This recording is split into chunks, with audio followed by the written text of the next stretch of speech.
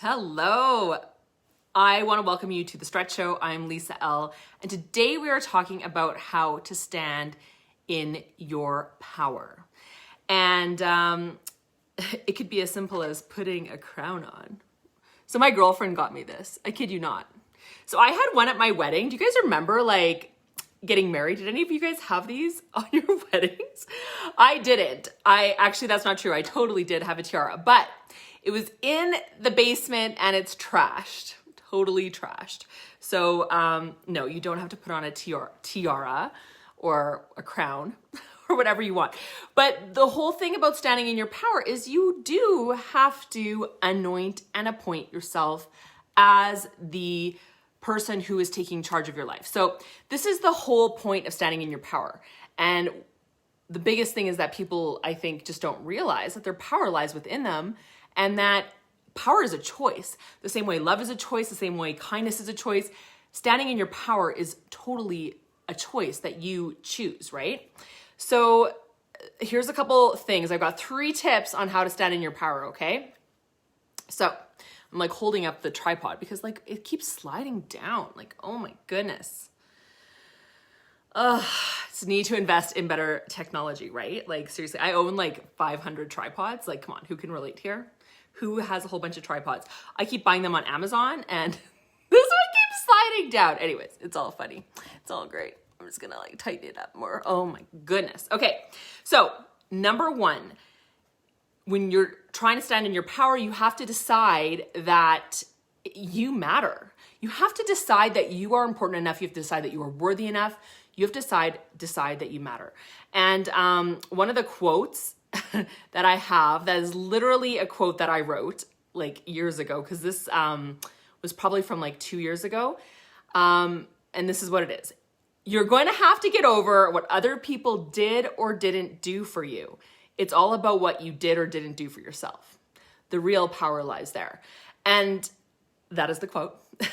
But the real power lies within you. It's kind of the quote, accepting the things you cannot change, right? Just that kind of a thing. But that's where the power lies. And to stand in your power, stand in your financial power, you have to take that back. So the first thing is you have to decide that you matter. The second thing, going back to the first thing, deciding that you matter also means that you are not putting every single person first. And that's so hard for us as moms, as if you have a business, if you have fur babies, whatever you have, it's so hard to always be putting putting yourself first and not putting every single other thing first before you, right? So the second thing is you have to stop blaming everyone and everything for everything that's happening. Now, this includes yourself. So I blame myself all the time when I don't get things done. And so yeah, that's hard for me. If I don't get my to-do list done, I'm blaming myself. There's guilt there, there's shame there, there's all sorts of things that pop up from not getting the work done, right? Just always is. There's a never-ending list of things to do, right? But you have to stop blaming everyone and everything. And I mean, this is really hard right now in the world. You guys, this is so hard in the world. And I'm not gonna lie and sugarcoat this.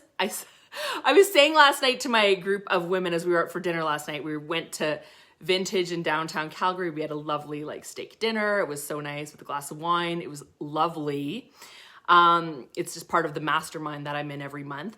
And we were just talking, a lot of us are really angry right now at the world. There's so much going on. And it's it's deeper than just the coronavirus. There's so much happening that we're coping with and we're trying to deal with. And we realize that our world is completely going through a transformation and it is completely shifting.